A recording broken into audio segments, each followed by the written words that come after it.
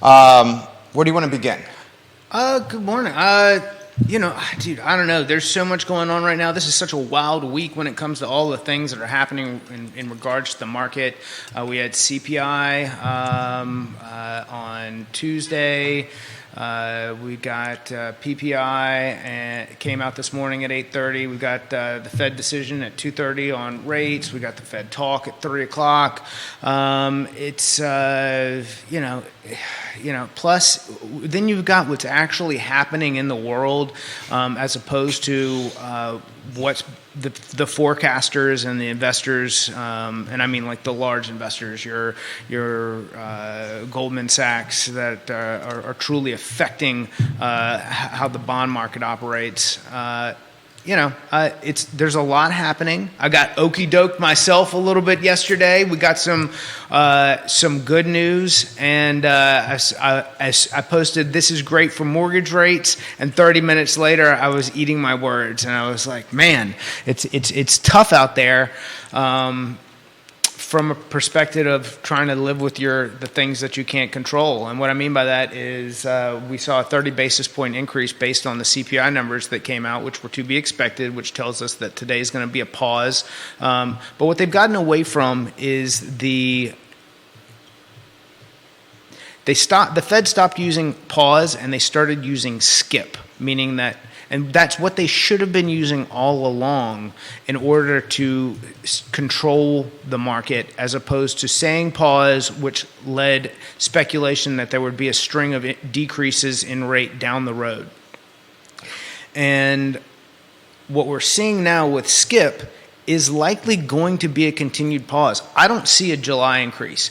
When I went to I was at the beach this past week. There's a little place called Village Conery. And for the past 2 years, on a Friday night, from 6 o'clock to 8 o'clock, there's a line that strings in a zigzag out the door. There was not a single Friday, I was down there 2 Fridays, or Saturday night, any of the times that they should be like just absolutely packed, that people were lining up to buy ice cream for their kids at, $10 a pop. It's things are getting softer, and you can see it everywhere.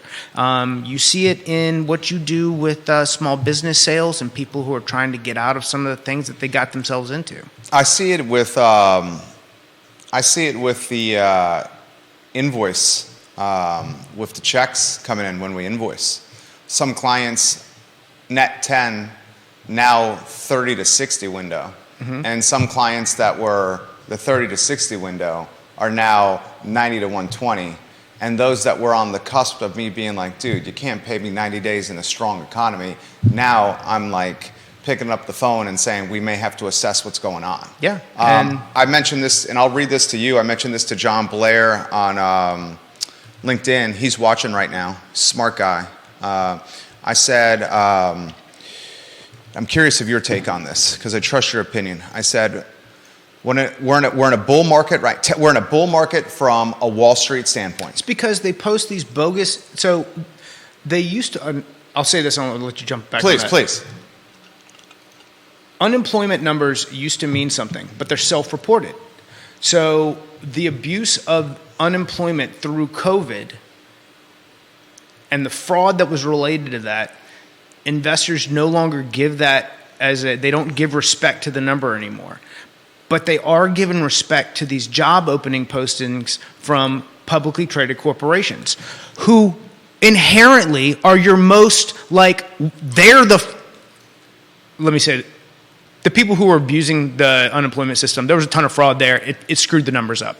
But we know that corporations want to make their numbers look better so that they can say, hey, the reason that we can't hit this is because we can't fulfill the labor side.